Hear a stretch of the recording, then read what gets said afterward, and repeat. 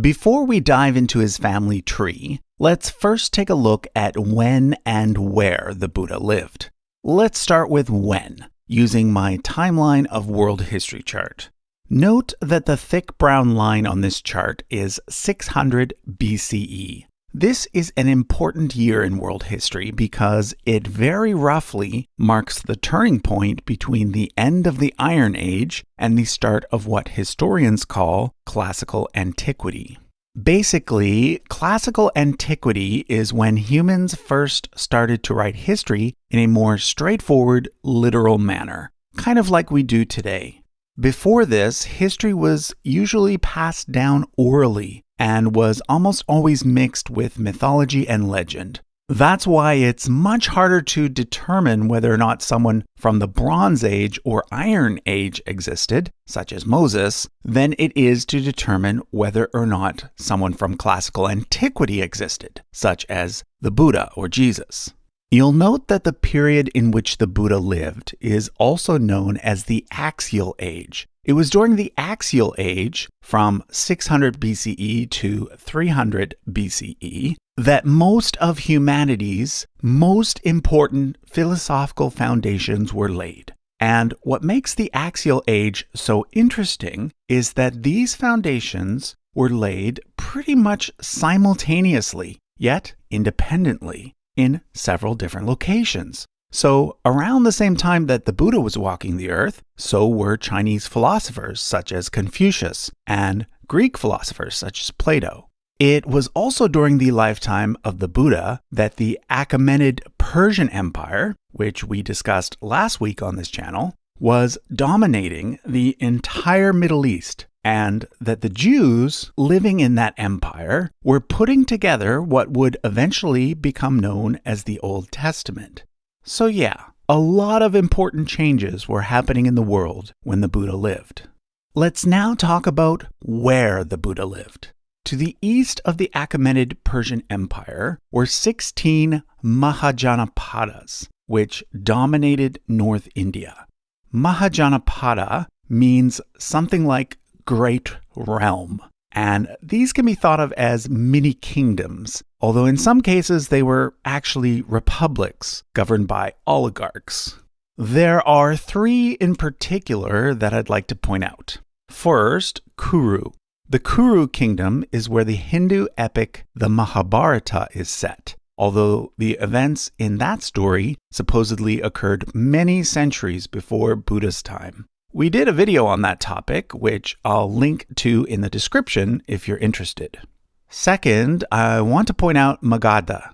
Starting around the time of the Buddha, Magadha started to become the most powerful of the 16 Mahajanapadas. In fact, it would eventually grow and come to rule virtually all of the Indian subcontinent under Emperor Ashoka, whom we'll talk about later. But the third and most important Mahajanapada I want to point out is Kosala, because it was within the realm of Kosala that the Buddha was born, in what is today Nepal. Near the kingdom of Kosala were two smaller realms that were basically vassal states of Kosala. These two realms were located on either side of a river and were ruled by the Shakya clan and the Kauliya clan. It was from the Shakya clan that the Buddha descended. Now, the first thing you need to know is that Buddha is a title, not a name. So when Buddha was born, he wasn't actually called Buddha or the Buddha yet. His name was Siddhartha Gautama, and he was born as a prince. His father, Suddhodana, is often referred to in Buddhist literature as the king of the Shakyas, although king is probably not the correct term from a technical point of view. Historically, he was something closer to an oligarch or a tribal leader. But for the sake of simplicity, I'll be using terms like king, queen, and prince throughout. Suddhodana married two sisters, Pajapati and Maya, from the Kauliya royal family. Their brother, Supabuddha, would go on to become the Kauliya king. Maya was the mother of the Buddha, and there is an elaborate story concerning her that relates to the Buddha's conception and birth. One night during a full moon, she had a vivid dream in which a white elephant holding a lotus flower appeared, circled her 3 times, and then entered her womb through her right side. This was supposedly the moment that the Buddha was conceived. According to the story, she then gave birth to Prince Siddhartha, exactly 10 lunar months later, but then she died shortly thereafter. Siddhartha was therefore raised by his stepmother and aunt, Pajapati. Pajapati and Suddhodana had a son and a daughter, who were thus the half-siblings of the Buddha. They were named Nanda and Nanda. Note that while the English spelling is the same, the pronunciation is different. Nanda, Nanda. Both of Buddha's siblings would go on to become his followers, but both also had their struggles, which are described in Buddhist literature. But I'm getting ahead of the story. Prince Siddhartha married his cousin Yasodhara from the Koliya clan, and together they had a son named Rahula. However, one day Prince Siddhartha left the palace and came to know about human suffering. Because of this, he decided to leave his family and life of luxury and live a life of extreme poverty and meditation instead.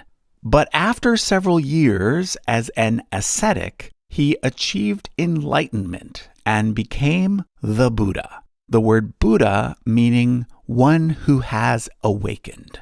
After enlightenment, the Buddha started teaching others about what he called the middle path between self-indulgence on one hand and self-mortification on the other. In this video, I'm not going to go into detail on Buddha's teaching. However, if you're interested to learn more about Buddhism in general, I recommend this overview by Cogito, which I'll link to in the description. For now, I simply want to point out a few more people in his family tree.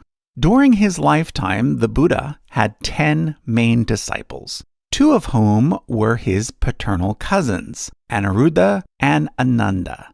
Ananda, in particular, is an important figure within Buddhist history, as he was the primary attendant of the Buddha, and the one who is credited with remembering all of the Buddha's teachings, so that they could eventually be passed down and recorded.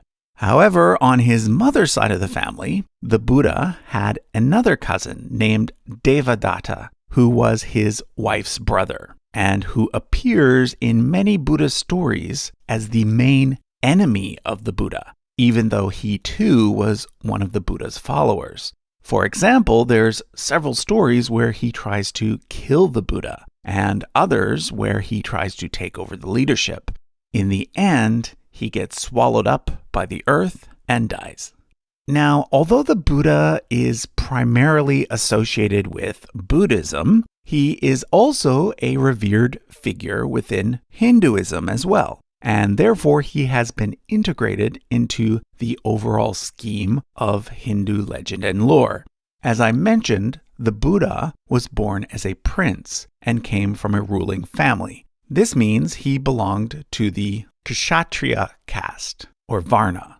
For most of India's history, Hindu society was divided into 4 main social classes called Varnas. There are the Brahmins, who are the priests and scholars, the Kshatriyas, who are the rulers and warriors, the Vaishyas, who are the farmers and merchants, and the Shudra, who are the laborers and servants.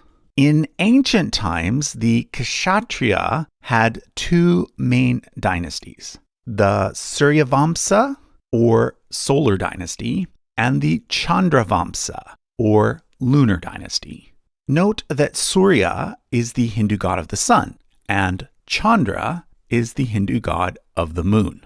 The Buddha and his family are said to come from the solar dynasty, along with Rama, who is the main character from the Hindu epic, the Ramayana. In contrast, the main characters from the other big Hindu epic, the Mahabharata, are said to have come from the lunar dynasty. These include Arjuna and Krishna. According to most Hindus, Rama, Krishna, and Buddha were all incarnations of the god Vishnu. Vishnu is supposed to be incarnated 10 times. Rama was number 7, Krishna was number 8, Buddha was number 9, which leaves one more still to come. Okay, now that we've discussed the various religious traditions about the Buddha, let's now address the question: did he actually exist as a historical person? In my video about Moses, I talked about 3 methods that can be used to prove a person's existence. The best, of course, being physical remains. Now, one thing I failed to mention in that video is that there is a difference between physical remains that are available for scientific testing and those that are inaccessible due to religious reasons. So, for example, many people pointed out that the physical remains of the Prophet Muhammad do exist and that they are located in the Prophet's mosque in Medina. However, we have no way of proving whether or not this is actually true, because I'm pretty sure that the caretakers of that mosque are never going to allow any scientists to do tests on the supposed remains of Muhammad, as that would be considered very irreverent. The same is true of the Buddha.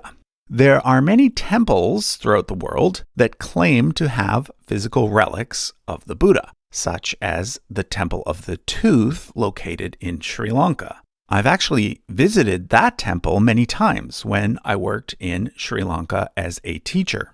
But like the tomb of Muhammad, scientists are unable to examine any of the supposed relics of the Buddha, and therefore they cannot be used as evidence for the Buddha's existence. After physical remains, the next best thing is other types of archaeological evidence, such as stone inscriptions. Now, when it comes to the Buddha, we do not have any archaeological evidence that dates to his lifetime. However, we do have inscriptions that mention him dating to about 200 years after his death. Remember Emperor Ashoka that I mentioned earlier? He was the guy who united the entire Indian subcontinent for the first time, bringing to an end the period of the 16 Mahajanapadas. Aside from the Bronze Age Indus Valley script, the next oldest inscriptions found in India date from the time of Ashoka. He is known for having erected several pillars with various edicts using the ancient Brahmi script. Well, the pillar shown here contains the word Sakya Muni, which means the Shakya sage, and it is the earliest known reference to the Buddha. But again, this inscription dates to around 200 years after the Buddha's death. So although that's pretty good in terms of archaeological evidence, this one inscription alone isn't enough to settle the question. We must therefore also look at a third type of evidence, textual sources. And when it comes to the Buddha, we have 2 main sources. One is the Pali Canon, which dates to around 30 BCE and is the standard set of Buddhist scriptures used by the Theravada branch of Buddhism, practiced in countries like Sri Lanka, Thailand, and Myanmar. The other source is the Chinese canon, which dates to around 400 CE and is the standard set of scriptures used by the Mahayana branch in places like China, Japan, and Korea. Now, as I mentioned in my Moses video, historians use several criteria to determine whether or not a source can be trusted when it comes to historical accuracy. The first question they ask is, does the source match the archaeological record? And when it comes to early Buddhist texts, the answer is, generally speaking, yes. The overall setting described in the stories about Buddha's life matches well with what we know of the Mahajanapada period in Indian history. many small city-states ruled by local kings, rather than a huge centralized state, which came later. Secondly, are there multiple sources that all tell the same story? In this case, the answer is both yes and no. On the one hand, we do not have any ancient sources outside of Buddhist literature that can confirm the more fantastical elements of his life story, such as his ability to perform miracles. However, on the other hand, we do have several Greek and Roman sources that seem to back up the general fact that the Buddha was an important sage or teacher from India, and that he founded an important religious movement. Third, is there any chance that the source is biased? Well, here, like all religious literature, one has to admit that yes, the early Buddhist canons are biased because they, after all, were made by followers of the religion, not by impartial observers. But, like I said, if you strip away the supernatural elements from these stories, there is quite a bit of consistency when it comes to the basics. Next, let's consider how much time passed between the death of the Buddha and the earliest mention of him in a non-religious source. I did this previously with Moses, Jesus, and Muhammad, and noted that the answers for them were 1,000, 63, and 8, respectively.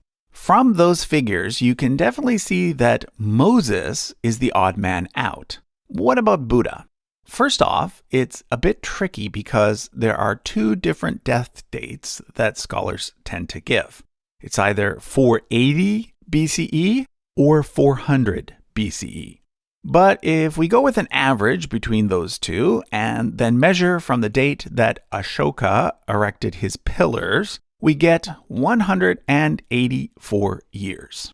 So you can see that this puts the Buddha in a category more similar to Jesus than to Moses or Muhammad. Here's a very important chart that I showed in my Moses video.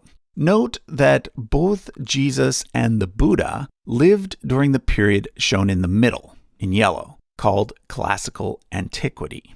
Generally speaking, the likelihood of a person from classical accounts being historical is always going to be much higher than that of a person from Bronze Age or Iron Age accounts. That's why I would tend to label figures such as Achilles, David, or Arjuna as legendary, but figures such as Julius Caesar, Jesus, or Buddha as historical. The final question we have to consider is, what genre of writing was used? Well, like most religious literature, the main purpose of the Buddhist scriptures is not to serve as a record of historical events, but rather to pass on certain spiritual teachings. In this case, this is often done in the form of sutras, which are short, wise sayings attributed to the Buddha. Okay, so what's our conclusion? Well, based on all of these facts, I think it is fair to say that the Buddha was most likely a historical person who lived on the Indian subcontinent around 500 BCE and who became a well-known spiritual teacher. As for the many acts and sayings attributed to him, well, like in the case of Jesus, that is more a matter of personal faith, not of historical fact. Okay, so that was a look at the family tree of the Buddha, as well as the historical evidence for his existence.